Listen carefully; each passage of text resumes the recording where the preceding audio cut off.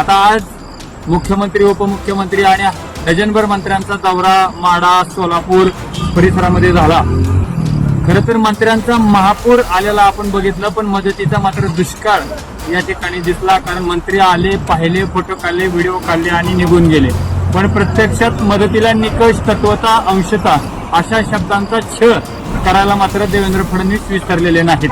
त्याच्यामुळे शेतकऱ्यांमध्ये पुन्हा संभ्रम आहे की मदत मिळणार तर कशी मिळणार, पंचनामे होणार तर कसे होणार. कारण अजूनही फक्त नदीकाठचाच भाग नाही तर माढा, मोहोळ, परांडा, भूम असेल किंवा खाली मोहोळ असेल, आजूबाजूच्या लांब 4-4, 5-5 किलोमीटरच्या एरियामध्ये सुद्धा पाणी आज पण आहे, आता पण आहे आणि अजून 8 दिवस पाणी ते ओसरणार नाही अशी शक्यता आहे. मग अशा काळामध्ये पंचनामे कशाचे करायचे हा सवाल शेतकरी सध्या देवेंद्र फडणवीस आणि अजित पवार यांना विचारतोय.